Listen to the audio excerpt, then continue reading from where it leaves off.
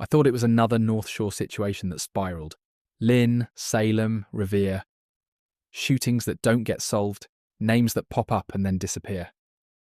That's normal, unfortunately. But then I hit the extradition section, and that stopped me. Because nobody gets extradited from Honduras over street-level bullshit. So I went back to the beginning. Not skimming, not headline reading. I reread everything, slowly. And once you do that, you can see exactly where this stops being a gang case and turns into something the federal government decides it has to finish. The Trinitarios aren't some mystery group that popped up overnight. They don't start in Massachusetts, and they don't even start on the street. They come out of New York prisons in the 1990s, built around hierarchy, internal discipline, and enforcement. By the time they're operating in New England, they're already an organisation, not a crew. That distinction matters. Because in organisations like this, not everyone knows everyone, but everyone knows the rules. Boston isn't separate from the North Shore. Lawrence isn't separate from Lynn. Maine isn't some distant outpost. Different cities, same structure. And once you start lining up the indictments, you see the overlap. The same phones, the same cars, the same weapons, and the same names appearing in different places at different times, doing different roles. That's not coincidence, that's continuity. Every Trinitarios region has a supreme. In Massachusetts, that role sat with Emmanuel Paula Cabral. Not a mythic figure, not some flashy boss, a coordinator. Someone who authorises retaliation, settles disputes, and decides when something's handled internally and when it's enforced violently. This matters because once leadership authorises violence, the government stops seeing individuals. It starts seeing policy. This doesn't start with disrespect, it starts with money. Up to this point, nothing violent has happened yet, and that's important. Because when people look back at cases like this, they usually start at the first shooting. But by the time a gun comes out, the decision has already been made. The real beginning is quieter. Spreadsheets, messages, balances, and the slow realisation that something in the system isn't working the way it's supposed to. There's a moment most organisations hit where identity stops being the main thing. Colours matter less, reputation matters less, and money starts to matter more. That's the phase the Trinitarios are in by the early 2020s, at least in Massachusetts and the surrounding region. The paperwork doesn't describe corner-level dealing. It describes something closer to a supply operation. Fentanyl pills, manufactured locally, packaged consistently, moved in volume, and redistributed across the North Shore and into Maine. That's not chaos, that's logistics. Once you cross into logistics, your problems change. Instead of asking, who disrespected who, you start asking, where's the product and where's the money? And those questions don't stay unanswered for long. Fentanyl doesn't behave like older drug markets. Margins are tighter, risk is higher, and losses compound faster. If a batch goes missing or doesn't sell, the damage ripples upstream immediately. So when the filings start referencing missing products and unpaid balances, that's not background noise. That's the sound of a system under stress. And when systems under stress don't self-correct, they get corrected. Every illegal operation still runs on trust. Someone fronts product, someone promises to pay later, and someone vouches. As long as money flows back, nobody asks too many questions. But once it doesn't, trust collapses fast. The paperwork shows increasing pressure through messages. Not emotional outbursts, but reminders.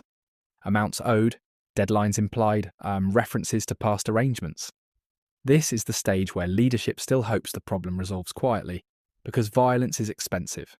Violence draws attention, violence creates witnesses, and violence invites law enforcement. Before anyone gets hurt, there's usually a period where leadership tries to fix the problem administratively. That's what you're seeing here. An administrative failure doesn't look dramatic. It looks like delays, excuses, partial payments. But inside an organisation built on enforcement, that's poison. If one person can fall behind without consequence, others notice. If leadership tolerates it, authority erodes. And once authority erodes, the organisation becomes unstable. That's the point where leadership has to choose between short-term peace and long-term control. Historically, control wins. The filings show a clear transition. At first, messages are about money. Then they were about locating people. Then they were about weapons. That progression matters. You don't jump straight to violence unless earlier tools fail. This isn't impulsive behaviour. It's escalation, and escalation follows a script. One thing the paperwork makes clear is that geography is flexible. People move between Lynn, Salem, Lawrence, and Boston without much friction. That's not accidental. It means the organisation isn't anchored to one neighbourhood. It's anchored to routes, cars, phones, meeting points. If one area gets hot, activity shifts. That flexibility is what allows organisations like this to survive early law enforcement pressure. And it's also what eventually draws federal attention. Because once activity crosses jurisdictions consistently, local police stop being enough. At some point, leadership decides that the debt won't resolve quietly. This is the moment everything changes, even though nothing visible happens yet. Weapons get discussed, people get assigned, and movement gets planned. Not everyone involved knows the full picture. They don't need to, they just need to know their role. That's how enforcement works without chaos. When violence finally happens, it's not random, it's targeted. Not necessarily at the original debtor, but at the structure around them. That's how enforcement sends a message without saying a word. And that's also how violence spreads faster than intended, because once one side responds, the other side has to respond back. At that point, the original issue, the debt, almost doesn't matter anymore. Now it's about reputation. After the first violent act, something shifts. The organisation is no longer trying to recover money. It's trying to preserve authority. Recovering money is negotiable. Preserving authority is not. Once you cross that line, escalation becomes predictable. And predictable escalation is exactly what prosecutors look for. The filings don't just focus on guns, they focus on phones, group chats, encrypted platforms, language patterns. Because guns explain what happened. Phones explain why. Messages show who asked, who approved, and who confirmed. That chain is everything. It's the difference between a crime and a conspiracy. As violence increases, so does internal discipline.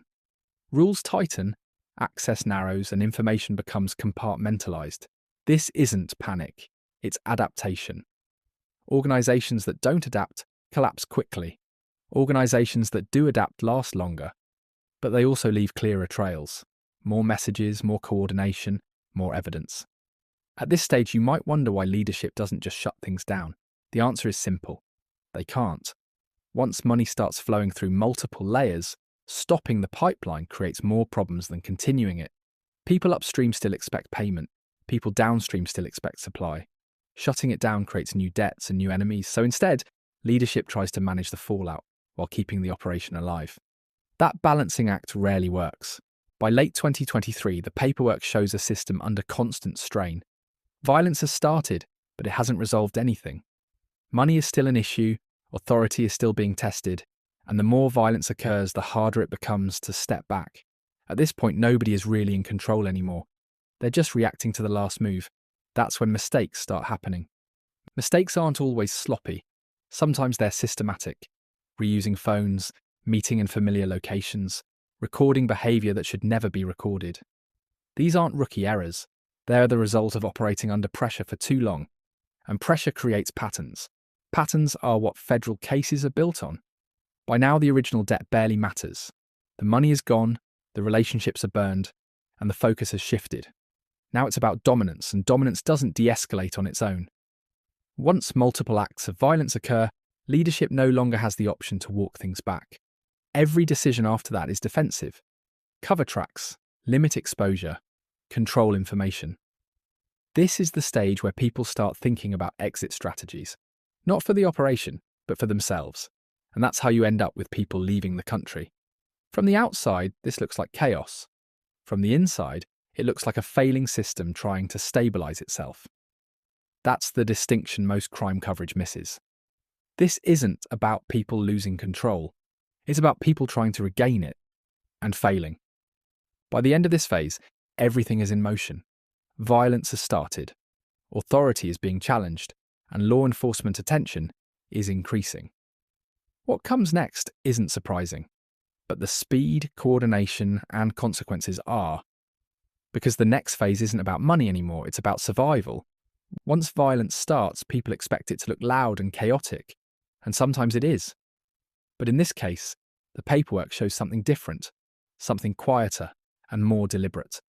The first shooting doesn't feel like a loss of control. It feels like a test. November 2023. Salem. On the surface, it looks like another shooting tied to street conflict. But when you line up the timeline, the story changes. Phones light up beforehand. Messages reference firearms. Vehicles move, reposition, and wait. Then, right before the shooting, the phones go quiet. That silence matters. It's not panic, it's coordination. When prosecutors talk about intent, this is what they mean. Not what someone says afterward, not what they claim they were feeling. But what happens beforehand. Planning leaves a footprint. And this footprint is clean enough that it doesn't read like improvisation. It reads like execution. After the first shooting, there's a brief window where things could still stop. That's the moment most people never see, because it doesn't make headlines. Leadership assesses what happened, who was involved, and how it was perceived internally. The question isn't, was this wrong? The question is, did this restore control? And based on what comes next, the answer was no. December 2023 is where the case shifts permanently. Pizza Hut parking lot. Multiple people shot. Everyone survives. That detail matters more than it seems. Because survival means the message didn't land the way leadership needed it to. And when enforcement doesn't land, it escalates. What follows isn't emotional or chaotic. It's organised. Encrypted group chats light up. Rules get laid out. Who's active, who's not. Who's allowed to move, who isn't. This isn't street-level decision-making. This is internal governance under pressure. Within a day, retaliation isn't suggested. It's approved. That language matters. Approval implies authority, hierarchy, and consent from the top. The next shooting involves automatic gunfire. Dozens of shell casings. 2 people dead. At that point, this stops looking like things getting out of hand. It starts looking like enforcement. Automatic fire isn't an accident. Conversion switches don't appear by chance. And you don't deploy them unless you believe the situation justifies the risk. When I hit the surveillance breakdown from the Wendy's shooting, I had to stop, because the shooter doesn't get back into the driver's seat. He gets into the back. Driver stays driver. Shooter stays shooter. Exit happens cleanly. That detail is small, but it changes everything. I remember thinking this was just another messy drive-by, until I saw that. That's when it stopped looking like chaos and started looking like procedure. Procedure is what separates crimes from systems. Anyone can act impulsively. Systems assign roles. And once roles are assigned, responsibility becomes distributed. That's why these cases are so hard to defend. Nobody has to confess. The structure confesses for them. As violence escalates, so does documentation.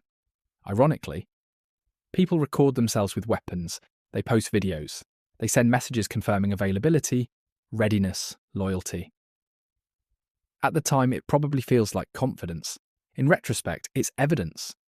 You don't document behaviour like this if you think the consequences stay local. That's the tell. By this point, federal jurisdiction isn't a possibility anymore. It's inevitable. Automatic weapons cross a line that local cases rarely survive. Add multiple shootings, multiple jurisdictions, and coordinated cleanup, and the case stops being about individual acts. It becomes about pattern recognition. Cleanup is where intent gets locked in. Cars get cleaned, plates get swapped, weapons get buried, phones get ditched. This isn't fear, it's process. Fear is sloppy, process is careful, and careful behaviour after violence tells prosecutors this organisation isn't going to stop on its own. At the same time, the internal environment tightens, information gets restricted, fewer people are looped in, mistakes become punishable. This is what organisations do when they feel pressure. They contract. But contraction has a side effect. It concentrates responsibility. Fewer people make more decisions, and those decisions become easier to trace. What's striking is how quickly the original issue disappears from view. The debt that started this is barely referenced anymore. At this stage, violence isn't about recovering anything. It's about maintaining credibility. And credibility, once challenged publicly, can't be restored quietly. That's how escalation becomes self-sustaining. The filings show law enforcement slowly catching up. Not through luck, but through accumulation. Surveillance here. Phone data there. A cooperating witness filling in gaps. No single piece, breaks the case open. It's the overlap that matters. Same people, same methods, same language, over and over. By late December, early January, it's clear this isn't going to burn out on its own. Too many people are involved. Too much has already happened. And once bodies are involved, the government's tolerance for ambiguity disappears. At that point, the question isn't whether charges are coming, it's how far they're going to go. This is the moment where some people start thinking ahead, not about the next move, but about exit. And exit doesn't always mean another city. Sometimes it means another country. Because if you believe the case is already built, distance feels like the only remaining leverage. That decision to leave doesn't reduce exposure, it increases it. Because leaving tells prosecutors you know what's coming. And knowledge is a form of intent. By the end of this phase, the violence has done its job internally. But it's also done something else. It's unified the evidence. What were once separate incidents now read like chapters in the same story. And once a case reads like a story, the ending is usually written by the same people.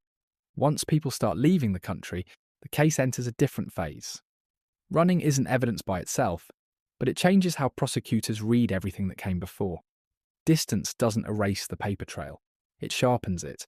And when someone tied to a violent conspiracy leaves the United States after coordinated shootings, the government doesn't interpret that as coincidence.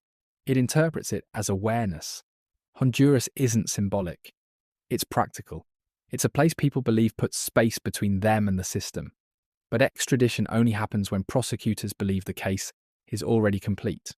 Not just strong, but finished. It means they're confident that bringing someone back won't weaken anything. It will only formalise it. That's why extradition is such a clear signal of intent from the government. It's expensive. It's diplomatic, it's slow, and it's unnecessary unless the charges are airtight. So when you see extradition pursued here, it tells you prosecutors aren't worried about gaps. They're worried about closure. This is also where RICO fully comes into focus. People hear RICO and think it's about stacking charges. It's not. It's about telling a coherent story on paper. A story where individual crimes make sense only when viewed together. The government isn't trying to prove one shooting. It's proving continuity, that the organisation existed before the violence, survived the violence, and adapted because of the violence. That's why the indictments feel long. That's why they include things people dismiss as extra. Robberies, stolen phones, weapons caches, lottery tickets, crypto wallets. None of that is filler. It's connective tissue. It shows how money kept moving, how weapons stayed accessible, and how leadership functioned under pressure. RICO doesn't care about drama. It cares about structure. Who had authority? Who asked for approval? Who gave it? Who carried out orders? And who benefited? When cooperating witnesses describe the same hierarchy and the digital evidence matches their accounts, prosecutors don't need speculation. They already have corroboration. What's striking is how ordinary the infrastructure looks. The same apps everyone uses, the same cars people drive every day, the same restaurants people eat at. Nothing about it looks exotic or cinematic. That's part of why cases like this go unnoticed for so long. They don't announce themselves. They accumulate quietly. By the time federal charges land, the violence is already over. That's another thing people misunderstand. The government doesn't rush in during chaos. It waits for patterns to stabilise. It waits until behaviour becomes predictable. And predictability is what allows prosecutors to map intent without guessing. Once the indictments drop, the case stops being about individual defendants and starts being about precedent. This isn't just a Massachusetts story, it's a blueprint for how local crews operating inside national structures lose control of risk. When violence becomes policy, instead of reaction, the system responds in kind. The federal government doesn't step in to calm things down, it steps in to end them. Not quickly, not cleanly, but definitively. That's why these cases feel overwhelming when you finally see them laid out. They're not meant to scare the public, they're meant to withstand years of scrutiny.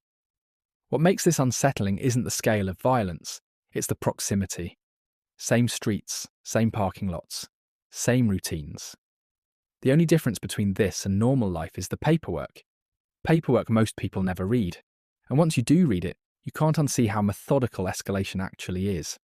This isn't a story about shock value or spectacle, it's a story about accumulation, about how small decisions compound until the system can't ignore them anymore, about how authority gets tested reinforced, and eventually exposed. And about how once that exposure happens, distance doesn't protect anyone.